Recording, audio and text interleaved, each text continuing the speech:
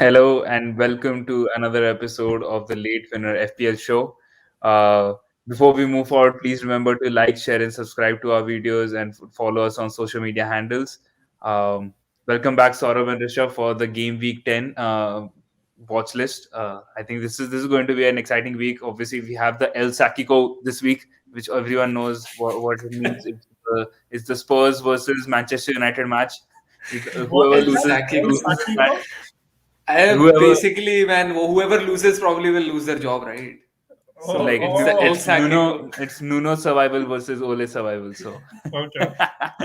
so that's the El El Sacico. Sacico. But I think thanks to Salah's brilliant play in game week 9, I think everyone's week was salvaged. Let's move. Most of the people Let's move most on of to the the people who let's had move on to the Salah as watch list, captain, please.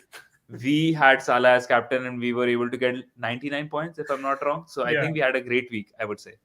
Yeah.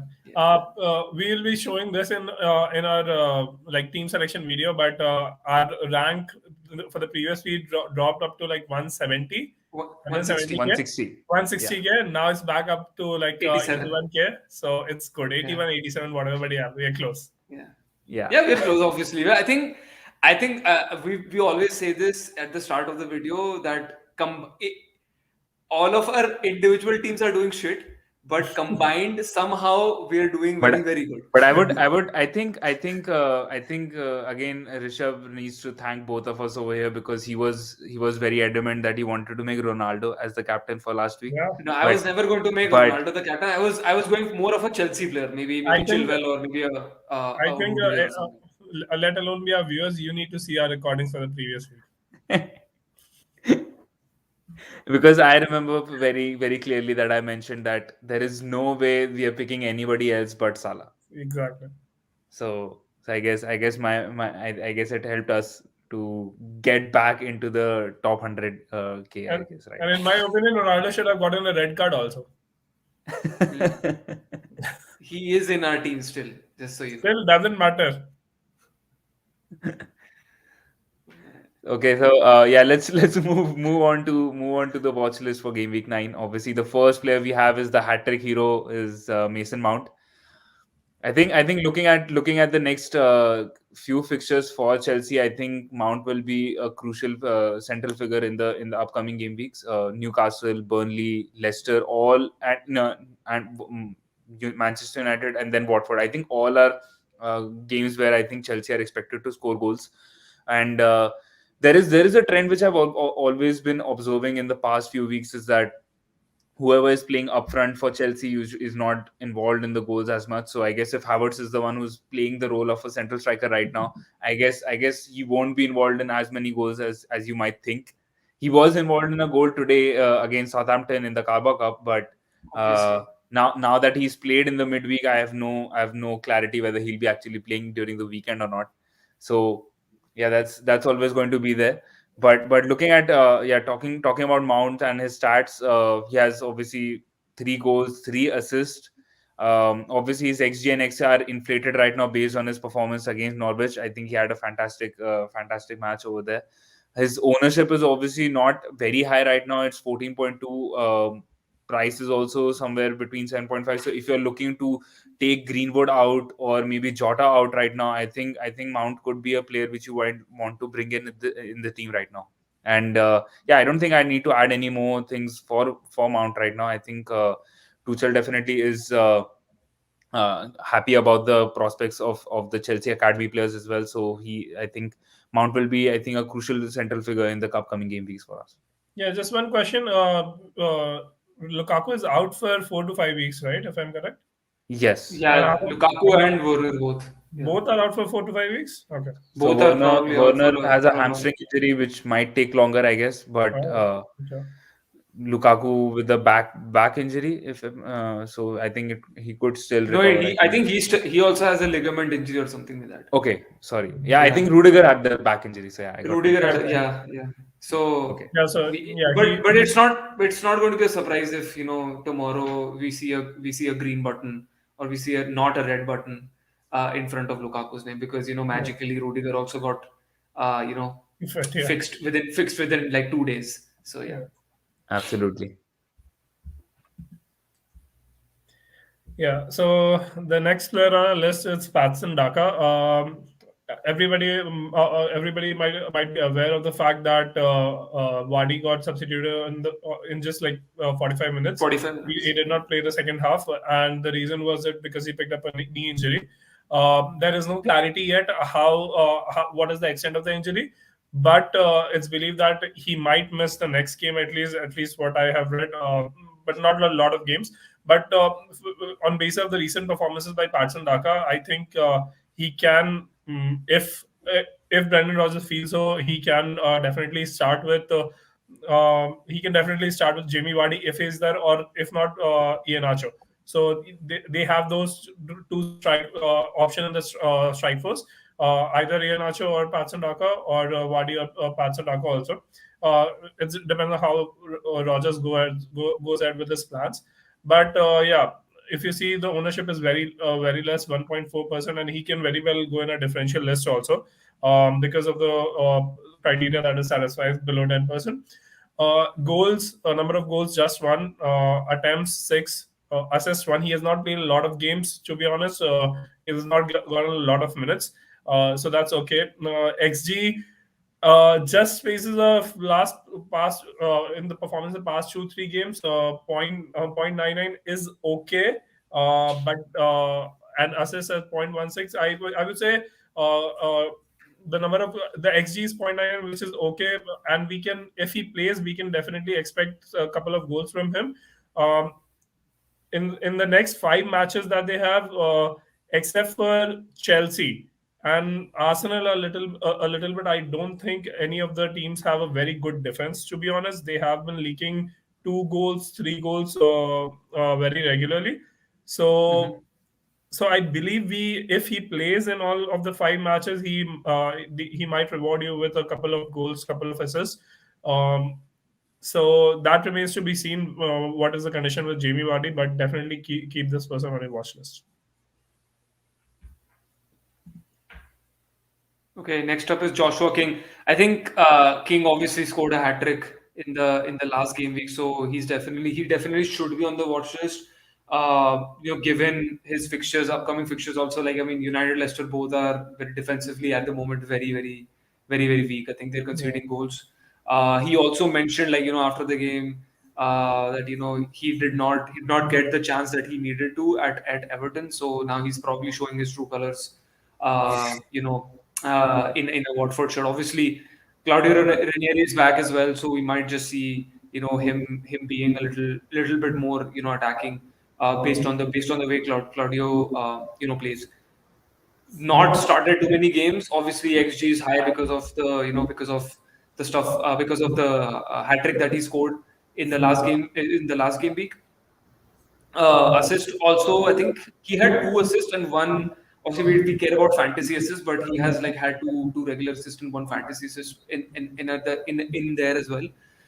Penalty area touches 24, which is okay. Like, given we have 9 weeks of data, I think it's not that much. I would say it's not that high, but I think 24 is pretty good. For next game week, I think he's a really good pick. For Arsenal, I cannot say at the moment, but given his price, I'm pretty sure he's gonna give you guys, a lot of money in the bank to actually spend it somewhere else. So let's see. I think you guys might not even play him against Arsenal in your playing 11. So it might just be that that game you might just keep him on the bench.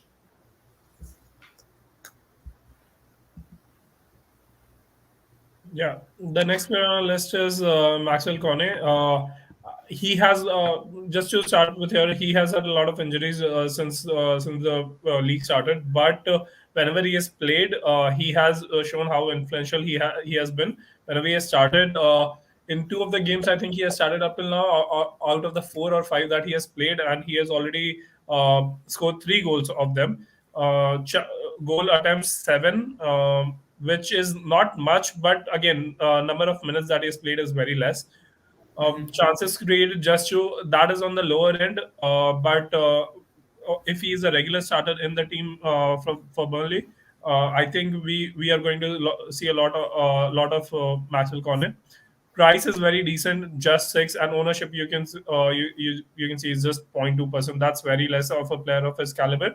Once he becomes regular, I know that ownership percentage will go up.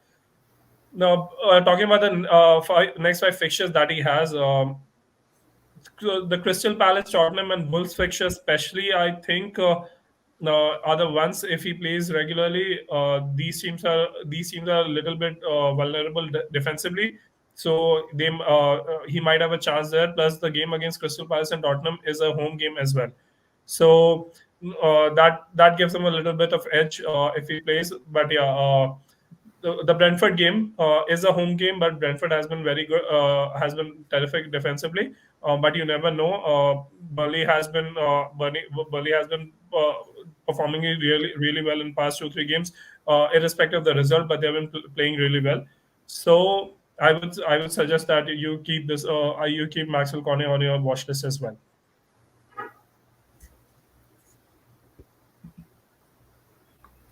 So yeah, I think next we have a few transfer tips for you guys. Obviously, I think most of you must have heard that David Raya is right now injured, and he's out with a knee injury and most likely out for roughly 4 5 months. months now, Yeah. 4 to 5 months. So yeah, I think he's out till February, March right now. So that's a pretty long injury for Brentford, and I think it's a huge blow for Brentford. I mean, given how differential he has been for Raya, not in FPL terms, but I mean, I would say in general, I think Brentford has been performing really well this season so far and exceeding all expectations. So I think in terms of a like for like replacement, I would say Ramsdale is definitely um, a suitable candidate for anyone who's thinking of who wants to replace Raya right now.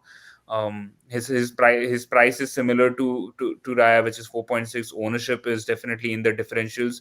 He has 3 clean sheets, and I think I don't see that stopping anytime soon for Arteta's boys right now. I think Arsenal has figured out a way to perform on a regular basis for and actually have a great outing also going ahead. Aubameyang has picked up great form. So I think Ramsdale is definitely a great pick to have. And I think I think moving on to the next one. I think so 𝗕𝗲𝗹𝗹 is saying Fernandes from Brentford could be also checked as he will replace Raya. So I think but I mean, I obviously, think the second keeper, you can obviously replace him, but we don't know like how great that he is. Yeah. So I mean, since Raya's price is 4.6, I would probably suggest to go for a Ramsdale or maybe even a 𝗬𝗬. But our pick would be Ramsdale, obviously, because the way Arsenal have obviously transformed. I think that should be a great pick. But again, we can see in the next week or so, couple of weeks. The thing is that unless there is an injury like this, we don't really go and actually target any goalkeepers. Goalkeepers is we usually change it in the wild cards, right? So it's not something that we look forward to. Like I would say that I have him in my team, David. I would probably go and actually change it because I would have already lost his price. So I'd probably go in and change it. yeah, I think for Fernandes, I think you can keep him in the watch list for now. I wouldn't suggest maybe picking him right out of the bat. Maybe see a couple of game weeks how he is adjusting to Brentford. I'm confident that he will be performing really well given the Moneyball system which Brentford has in play right now. But yeah, just give him a couple of weeks to see how the team is performing. And yeah, I think Brentford definitely has a few tough fixtures also, if I'm not wrong. So No. They have a very easy run of fixtures for next 5 to 6 weeks. Oh, so their tough fixtures are over. Okay. Yeah. So yeah, then yeah, maybe just wait 1 week and maybe if you want to bring him in. Yeah. Yeah, never know. Yeah. So Rafinha, I think obviously we all know that he picked up injury. It still says that he's still going to play. I mean, 75% probability that he's still going to play in the game. I mean, I haven't heard anything, but given what the injury was, the way he got tackled, I'm not sure if he will play in this week. but I'm going to wait. I mean, I will wait up until the last moment to see what the news is on Rafinha, because given that he's playing against Norwich, I wouldn't want to get him out until I actually hear it from Bielsa that he's going to be out. But if he goes out, then probably a bit good replacement would be Bernardo Silva for him. I think he's always overlooked. Um, he's always overlooked in the fantasy department. But I guess Bernardo Silva is a good option to actually replace Rafinha in this, because they're probably the same price as well. If you see his goal attempts and the chances created as well, it's pretty good the way he actually the position that he plays in. Even the penalty area touches, if you see, it's 38, and we've already seen like City actually play a good play some really good teams as well. So it's a good option. It's a good option for a replacement for Rafinha. Other options, if you guys have any, you can definitely suggest.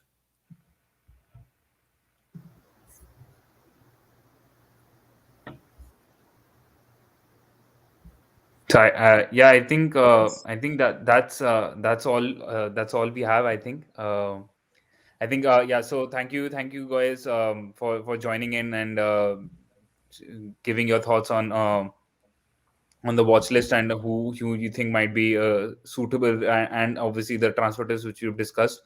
So yeah, I think like Kshiz Sharma is over here saying Foden could be tried. He has scored goals in the last 3 or 4 matches. Yeah, I don't want to get too much into the details of of the way the goals have been scored right now, because I'm not really convinced on the way City has performed. I wouldn't say obviously the second goal which he scored against Brighton was probably not a great one. It was a lucky goal which he got. I think the first one was still okay, because the first one was a proper counter-attack goal which he scored. So yeah, I think Foden is definitely playing really well, no doubt about that. But I think you still might want to just I'm not really sure, because he's a 8 million player, and I think you can have another better pick in for 8 million right now. If you've already cashed in on the last couple of game weeks against Liverpool and Brighton, and also I think that's great for you guys, because I think your punt has probably worked at that point. But I would still say that maybe Foden is not really the best of choice right now. But yeah. Yeah, I mean, I agree with the Pep Rule. Although Foden has been playing very well, but the Pep Rule, I don't agree. I don't see Foden playing every week, because I know that he'll be playing Foden in the Champions League games as well, for sure. But for Bernardo Silva, uh, I know there is Pep Rule, but for Bernardo Silva, I'm just a little bit sure, because he has played the last 8 of the. Sorry, yeah, he has played in last 8 of the game weeks continuously. He started in everyone. So I don't see a reason for him being kept out. That's why we are suggesting Bernardo Silva, even though we are skeptical of any City player at any point. And any player, exactly. I think anyone except from the back. I think even when I think we did our watch list video a couple of weeks ago, when we said Ruben Dias is a nailed on starter, and then the next week we all know what happened. Yeah. Pep Exactly. listened to the So yeah, show, I mean, and then he dropped everyone. yeah, and I think lastly, I think tomorrow they have their match against West Ham, which is not an easy fixture, I would say. So maybe he won't be resting everyone, but the weekend fixture is definitely a little bit easier for them, because not easy. I think they play against Brighton in the No. They no, already not sorry, played not that. Brighton. Yeah.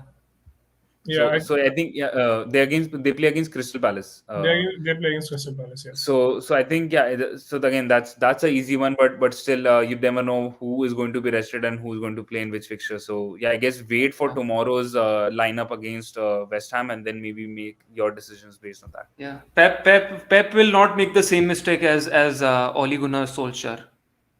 Yeah. Okay.